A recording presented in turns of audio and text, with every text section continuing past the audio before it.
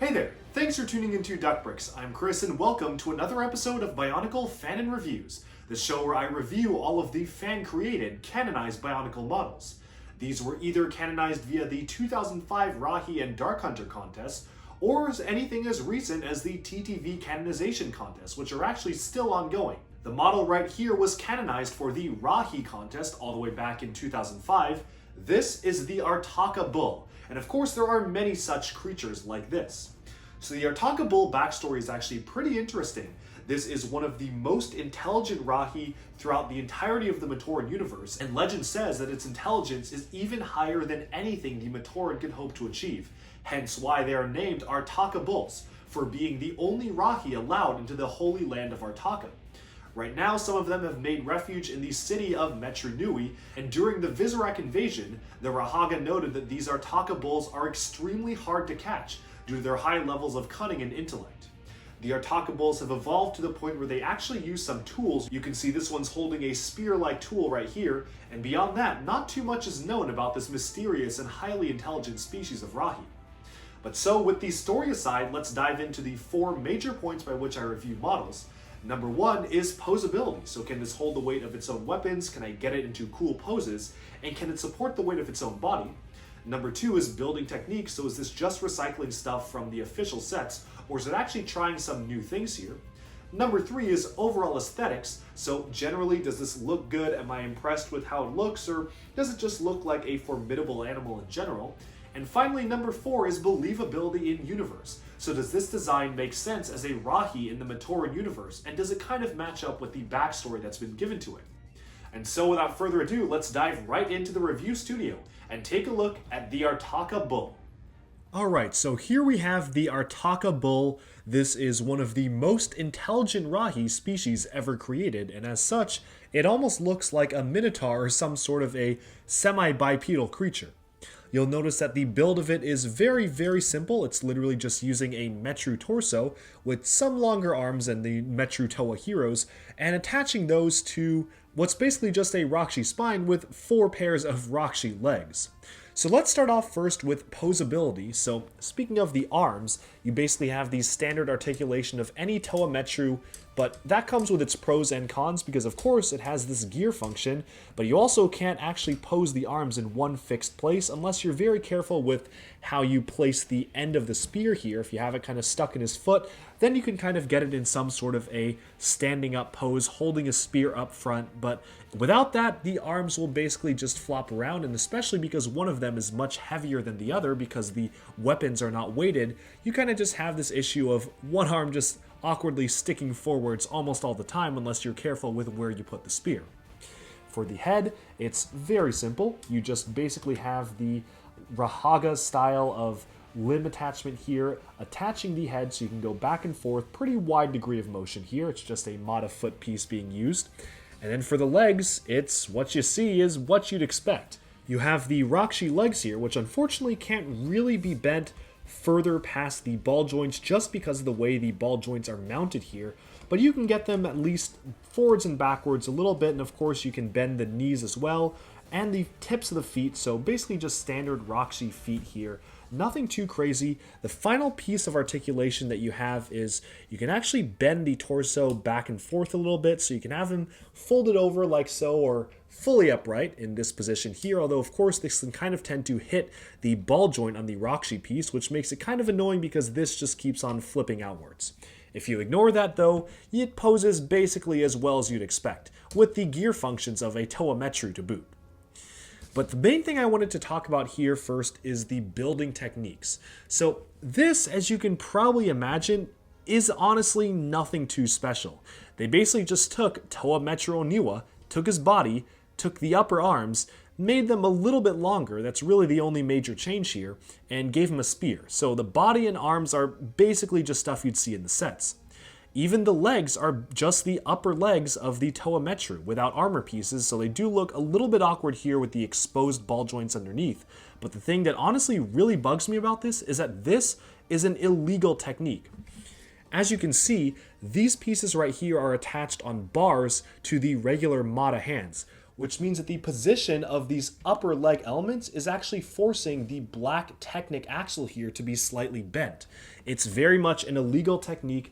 If I pop this off here, you'll notice that it's basically forcing the axles to be at this sort of an angle because it's not perfectly straight because that's not how it's lining up. You have to have it at some sort of an angle, but also wide enough to accommodate the torso piece right here. So it absolutely is an illegal technique. Really unfortunate because I feel like there were a ton of other ways where the builder could have worked around it, but it seems like they just took the limbs of a Metru hero and placed it onto here. So that definitely is a few points off in my book. Going on to the back here, this is really super simple. The limbs are just ripped directly from Rakshi, so these are literally just standard Rakshi limbs. Nothing special going on, especially the front ones using the feet piece of the Rakshi as well, and the back ones just use the feet of Toa Metru Oniwa, which of course is probably where that torso came from. Really, the only super creative thing about this is the head. And to be completely honest, I'm not even sure if I can attribute the head design to the builder himself because this head design actually appeared in another canon Bionicle model, one that was made by the Bionicle designers themselves as a combo model for the 2001 sets. It was actually the Madanui cow, or the Moo cow as it was called, literally used this exact same head technique. They had the Mada foot with the Pohatu foot extension as the snout here, eyes right here, and the horns on the sides of the head. It's not even trying to do anything different other than swapping around the colors. It's literally exactly the same build. So that definitely is something that I feel like is also something borrowed from the official sets, or at least an official combo model. And all in all, that means that nothing in this build is actually fully unique to it. There's nothing really special that you can only see from this build. Everything is a part of a different set. And this could easily be a combiner model between a couple of Rakshi, Toa Oniwa, and you're basically almost the way there. You just need the spikes as well as Pohatu's foot extension, and you really just have this model. So it's a very, very simple one. But then from there we can probably move on to aesthetics, because the question is, simplicity sure, and definitely not having some complex building techniques is one thing, but how does this actually look as a model? So despite just reusing stuff from the sets, to be completely honest, I don't necessarily mind it too badly as a Bionicle model. It really does feel like a Rahi or some sort of a creature that would have existed in the Bionicle world, and it definitely does kind of get the centaur look across, with the 4 legs and a more humanoid torso here. Could it have been a lot more refined and not just pull things from the existing sets? Oh, I'm sure it could have been. But as it is right now, it's not too bad. There's just honestly not much I can even say about this because it's just so simple of a model. That being said, it obviously isn't perfect. There are a few things with aesthetics that I really wish were improved. These lower leg pieces here are super, super awkward. They're very obviously just supposed to be the lower legs of this torso, but just attached to Technic axles here. And the exposed ball joints at the bottom here feel very awkward to me, the sockets just being wide open, especially because there's no amount of armor pieces that have even been included for the front of the torso here. Maybe if they included the Metru armor piece, it would have helped cover up things a little bit, or even had some sort of a connector piece right in the middle there, but as it is right now, this just feels very bare and exposed. The other thing is that if you look at the side profile of this, I almost am expecting it to have some sort of a tail. It feels a little incomplete without it, because the other thing is that your legs can't actually splay backwards all that much. So you have this point where the legs just awkwardly end at almost 90-degree angles right here, so you can't actually bend them further back past this point, which makes the back of the model feel like it just cuts straight off, which is a major con to me personally. Moving upwards to the head, while again I do like the design of the head, it's simple but it does look like some sort of a cow or bull, it also just very obviously is just a Toa Metru build with a strangely shaped head slapped on top. So nothing really too special here, and we can probably now zoom out and take a look at how this model compares against other representative samples in the universe. Alright, so here we have the Artakha Bull alongside some representative samples from the Bionicle universe. This model right here is the other bull-like Rahi, the Kane Ra from 2001. We have Toa Metru Oniwa, which, as you can see, has some very striking similarities to this build, as well as the Moo cow, or now Madanui cow from 2001, which essentially just uses the same exact head build. So first of all, agnostic of any comparisons with the builds, I just want to make sure if this makes sense within the universe.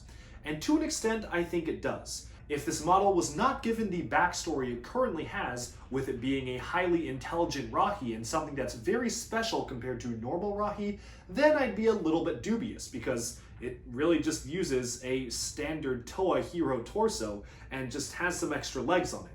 But given the backstory that it's a highly intelligent being, and it's a pretty rare one, and it kind of is special from compared to other Rahi, I think it kind of starts to make sense. And at least it does share some design similarities with the other straight-up bull-like Rahi right here, with these same pieces being used for the horns. It also uses, of course, these same building techniques as the Matanui cow, so while that is definitely just something that is a strike against it where building techniques are concerned, it definitely makes sense in universe, because obviously it's taking literal pieces from existing stuff in universe and just throwing them together. So in terms of believability in universe, I'm going to give this one an 8 out of 10, only because that backstory actually does make sense for it. Now, the only reason why this isn't a 10 out of 10 is because it still is a little hard to believe that something that's basically just a creature with the body of a Toa, a head of a bull, and the lower body of a Rakshi just seemingly exists in the universe, especially the whole Toa aspect, very humanoid looking front body here, but again, the backstory really saves it. But setting aside these representative samples, let's now take a look at just this model and how it stacks up against the other points on this review. So first of all, going on to posability. So in general, I think that posability is a bit of a mixed bag here. You can get it into good enough poses, but of course it has the limitations of all Toa Metru, with the arms just having no friction in the gear function here, as well as the legs unfortunately not being able to be splayed backwards or forwards too much just because of the way the ball joints are mounted. Of course, you can get it into interesting looking poses, and it's not like this has any trouble supporting its own weight. Of course, as you can see here, it's standing up perfectly fine and can even stand up with 1 foot off the ground, which is very nice and a welcome comparison to some of the other models here. But there isn't really too much you can do with it. Again, because the upper body is just a Metru body, so you can basically have the spear just like this, or maybe you can have it holding the spear with the other arm, but again, really nothing too crazy. You can't have it raising up the spear because that will just fall right down. The head itself can be moved around very fine, and no complaints really in that regard, but overall I think posability is a little bit restricted because of the combination of the leg builds as well as the Toa Metru torso. So I'm going to give posability a 6 out of 10. It's definitely better than a lot of the other models that just fall right over, but it's not too much better. Moving on though to building techniques, I think this is probably where I'm going to have to be the harshest on this model, because as you can see, there's literally no building techniques in this model that makes it unique. There's nothing that went into this that makes it a specialized monk. You've essentially just taken this part of Toa Oniwa, the head of the Matanui cow, and 2 extra Rakshi legs and slapped them together.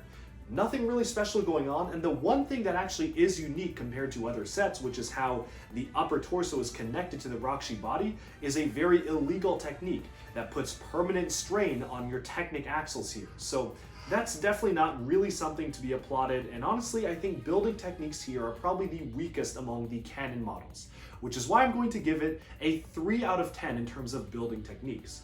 Sure, I guess it does look like a centaur or minotaur type creature with 4 legs and a humanoid front, but that humanoid front is basically just because it's a human body, and the head, the legs, nothing about this is really that unique, which is why it's getting such a low score in my opinion. Moving on though to the overall aesthetics of this model.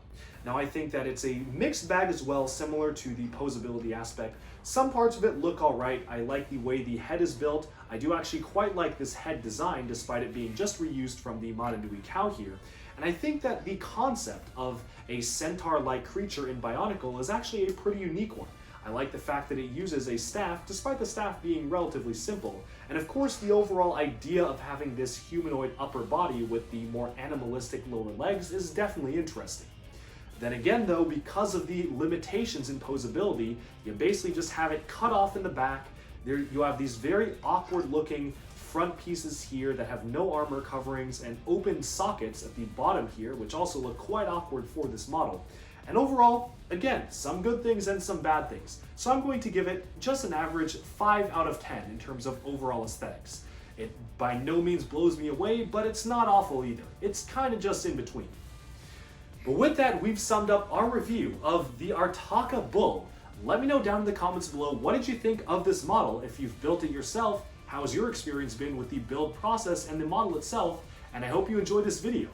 Be sure to tune in every single Monday, unless otherwise stated, for a brand new Bionicle Fanon review. And thank you all so much for tuning into Duck Bricks. I'll see you again very soon.